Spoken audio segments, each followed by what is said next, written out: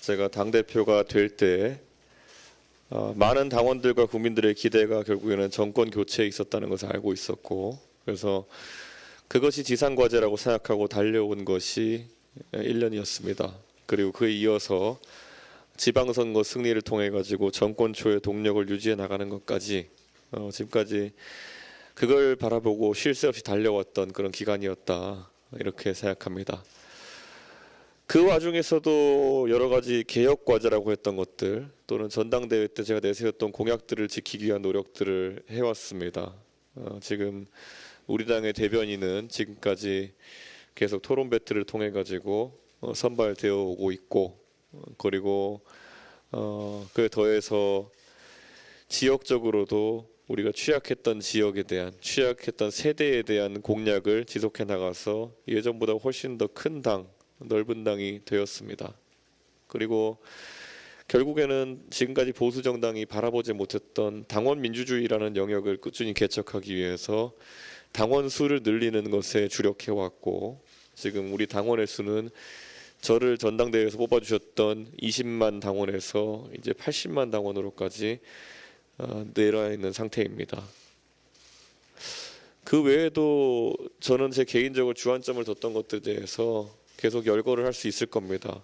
특히 공직 후보자 기초 자격 시험으로 초기에 많은 비판을 받으면서 시도되었던 PPAT도 결국에는 성공적으로 마무리되었고, 이제는 제가 오늘 이 자리에 서서 앞으로 1년간의 비전이 무엇인지에 대해 가지고 이야기할 수 있는 시점이 된 것을 개인적으로는 감개무량하게 생각합니다. 그만큼 보수 정당에서 당 대표라는 것은 임기를 채우기도 어려울 뿐더러 뭔가 업적과 성과를 남기기도 어려운 위치였던 것이 지금까지 사실입니다.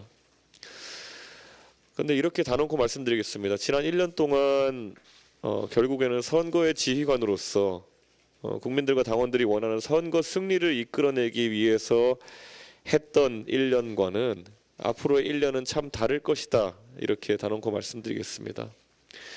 원래 전시의 리더십과 평시의 리더십은 다릅니다.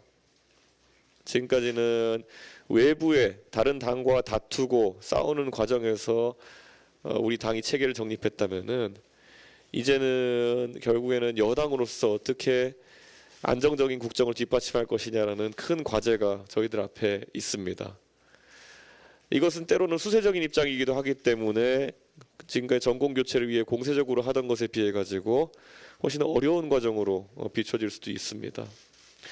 저희가 정권을 출범시켰지만은 아직까지 대내외적인 경제 환경이라든지 아니면 여러 가지 국제사회 사정이라든지 이런 것들은 결코 우호적이지만 않습니다. 그렇기 때문에 이런 것들을 성공적으로 마무리하는 것은 우리 당에게도, 그리고 윤석열 정부에게도, 저 개인에게도 매우 큰 도전이고, 그리고 이것에 성과를 내는 것은 어려운 과정이 될 것입니다. 이렇게 생각합니다. 지금까지 저에게 주어진 그런 전시의 역할이라고 하는 것, 그것 때문에 저는 지금까지 항상 무기를 들고 싸워야 했습니다. 그 무기라는 것은 때로는 당 밖에 있는 타당의 인사를 향하기도 하고, 그리고 또 때로는 당내에 분란을 발생시키려고 하는 사람들이 있으면은 그것을 당내에 여러 가지 이견을 제어하는 용도로 그렇게 사용하기도 했습니다. 근데 이제는 밭을 갈아야 할 때다라고 생각합니다. 그렇기 때문에 결국에는 그 무기를 녹여가지고 농기구를 만들어낸 상황이 왔다, 이런 생각을 합니다. 그래서 그 농기구를 어떤 형태로 어떻게 만들어서 농사를 지을지가 앞으로 제 1년간의 고민입니다. 지금 혁신위를 운영하는 것에 대해 가지고 굉장히 관심이 주목되고 있는 것은 알고 있습니다. 제가 2014년에 혁신위원장을 했던 적이 있습니다. 그 당시에 여당이었던 새누리당의 혁신위원장을 맡아가지고 제가 많은 기대 속에서 혁신위를 이끌었습니다. 근데 단언코 말씀드리면 전 그때 아무것도 한 게 없습니다. 그 혁신위에 성과로 남은 것이 없을 뿐더러 저 개인에게는 그냥 하나의 영광이었을 뿐 어떤 업적이라고 할 만한 것을 남기지 못했던 그런 기억이었습니다. 그 이유는 간단합니다. 그 당시에 2014년에 새누리당이라고 하는 곳은 여당으로서 안주하고 독주하는 상황 속에서 상대 정당을 종북이라고 몰아붙이는 것만으로도 정치적 상황을 유지시킬 수 있을 거라고 생각하는 오만한 집단이었기 때문입니다. 그리고 그 집단이 2년 뒤에 탄핵에 이르기까지는 그렇게 많은 절차와 과정이 필요하지 않았습니다. 그 오만함 하나 때문에 저 개인에게도 영광이었던 그 새누리당의 기억이 다소 상처로 남을 수밖에 없었던 그런 과정이 있었습니다. 저는 윤석열 정부가 절대 그렇게 되어서는 안 된다는 생각에 우리 당부터 혁신하자는 취지에서 혁신위원회를 출범시켰습니다. 공천 제도를 다루는 것에 대해서도 여러 가지 말이 있는 것을 알고 있습니다. 그런데 지금까지 그러면은 아까 말했던 새누리당의 몰락의 과정 중에서 가장 큰 변곡점 중 하나는 2016년을 앞두고 펼쳐졌던 진박 논란, 그리고 누군가를 자르고 누군가를 넣고 하기 위한 공천 갈등 속에서 새누리당은 처참하게 무너졌습니다. 그래서 그 당시 야당이 민주당과 국민의당으로 분할된 상황 속에서도 여당은 120석으로 내려앉고 말았고 국정 주도권을 잃어버린 뒤 탄핵에 이르는 상황까지 발생했습니다.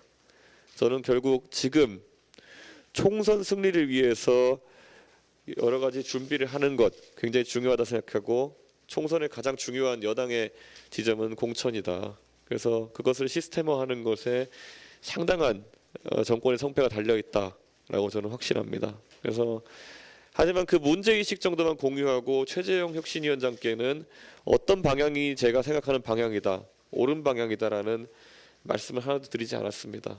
그것이야말로 우리 당 구성원이 모두 합의하고 총의를 모아서 정해야 되는 것이기 때문에 그렇게 했습니다. 시기에 맞게 필요한 것을 하지 않으면 결국엔 나중에는 그 피해를 결국 당이 뒤집어 쓰게 되는 것이고 그것에 따라서 정권을 잃을 수도 있습니다. 그래서 지금 시점에서는 필요하다고 생각하는 일을 하면서 앞으로 1년을 보낼 수 있도록 그렇게 하겠습니다. 당원이 80만 명으로 늘어났다는 것은 지금까지 보수 정당이 경험해보지 못한 그런 영역입니다. 보수 정당이 언제 당원 구조 속에서 의견을 취합하고 그걸 바탕으로 경선을 다수 실시하고 민주적인 당 운영을 해온 적이 있었겠습니까? 해보지 않았던 길이기 때문에 그것을 준비하는 과정은 굉장히 어렵고 많은 노력을 필요로 합니다. 구성원들 간의 합의도 필요하고요. 지금 80만으로 늘어난 당원들에 대해 가지고 그들이 당원이 된 보람을 느끼게 해주려면은 앞으로 2년간 당원들의 권리 중에 하나인 경선의 기회도 없습니다. 당원들이 당비를 내면서 당 의사결정 구조에 참여할 수 있는 길을 열어주지 않는다면은 우리가 어렵게 구축했던 당원 민주주의의 틀은 다시 무너질 것입니다. 그리고 결국에는 당 대표와 일부 당직자들이 모든 의사결정 구조를 독점하는 세상이 다시 올 겁니다.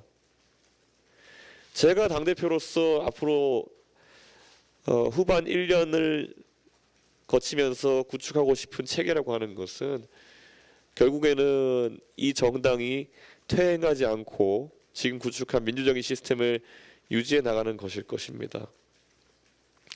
혹자는 어차피 공천은 나중에 다음 당대표가 할 텐데 왜 공천 룰을 정하려고 하느냐, 그런 말을 하는 사람들 자체가 굉장히 시대 정신에 역행하는 발상을 하고 있는 겁니다.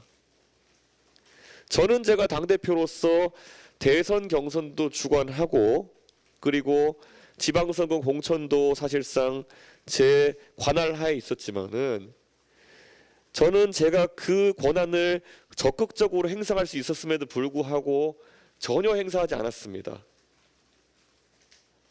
그것은 제 나름대로의 소신 때문에 그래왔던 것이고